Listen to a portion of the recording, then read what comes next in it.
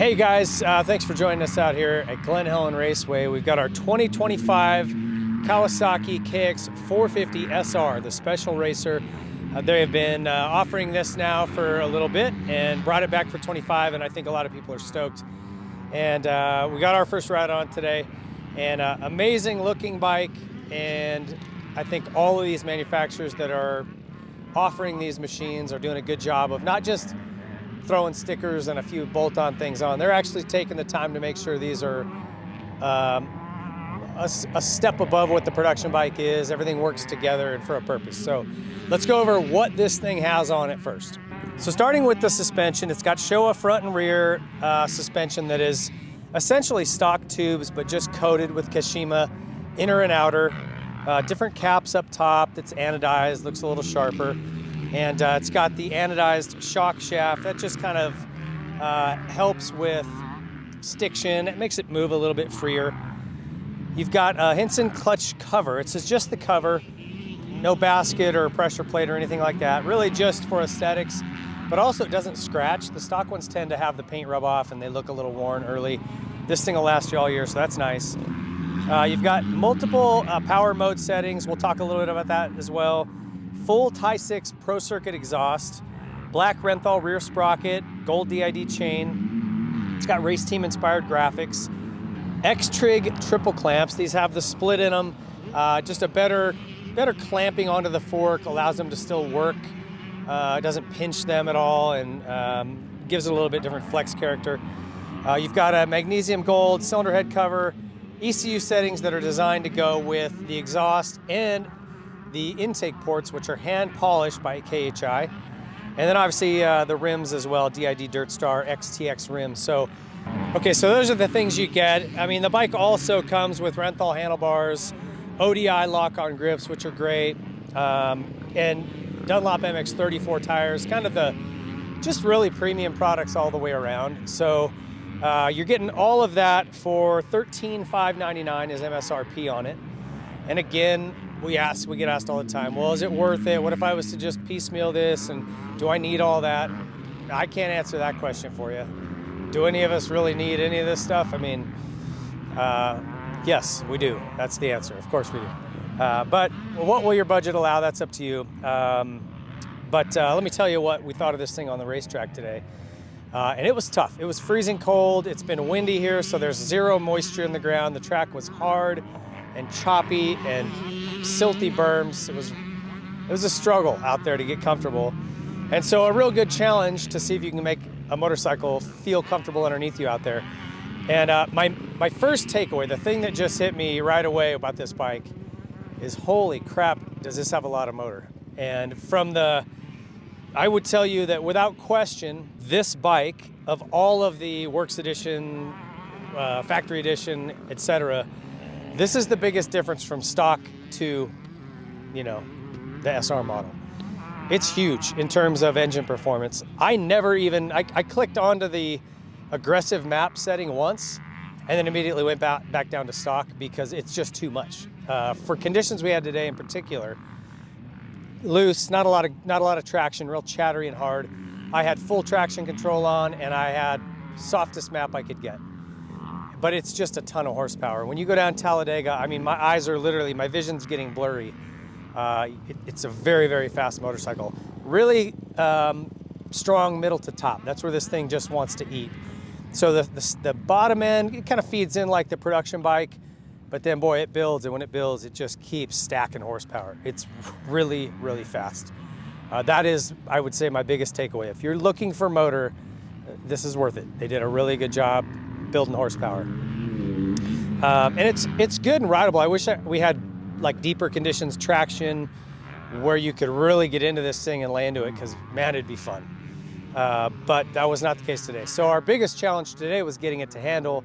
So it was a good test for the suspension, and we kind of went through a little down a rabbit hole. And this happens. There's no shame in it. I'll own it. When I take someone the wrong direction, I'll own it. So right away, I'm thinking, it's a little bit firm feeling because it's so hard pack and chattery. I want it to be a little softer, a little more plush, more comfort. So what do? You start opening up compression clickers front and back, and it was getting worse. And so you've got to make the connection like, okay, I keep going softer, it's not getting better.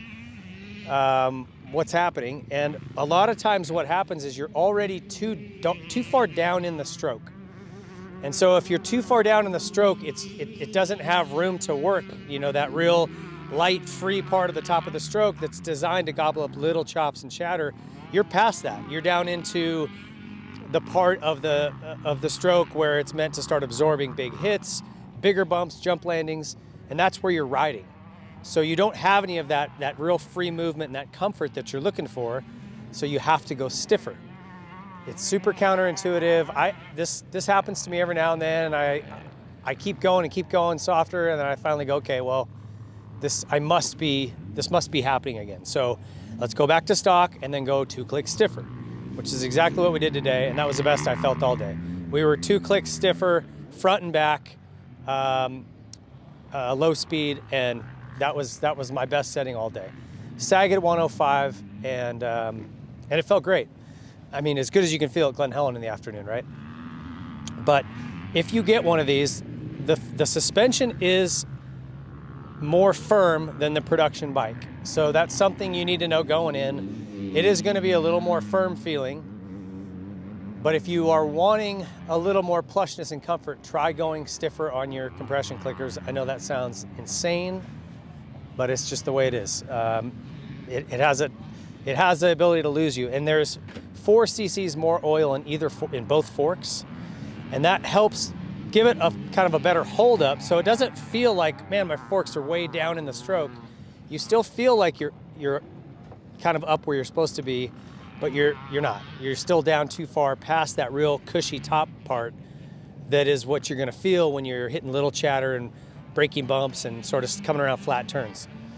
So anyway, I'm giving you the long version there, but just consider that when you get one of these and you want to add a little more comfort, try going stiffer. Once we did that, I had a really good feel from this. It was balanced. It was stable. I did ask about axle placement in the rear because it's pretty far forward. And he said some guys, it depends on what you like. Some guys do run it 1 extra link back.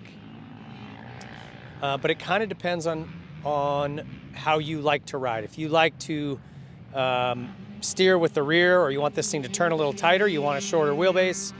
If you want more high-speed stability, maybe if you're high-speed off-road stuff, Grand Prix racing, maybe you do want to try that back.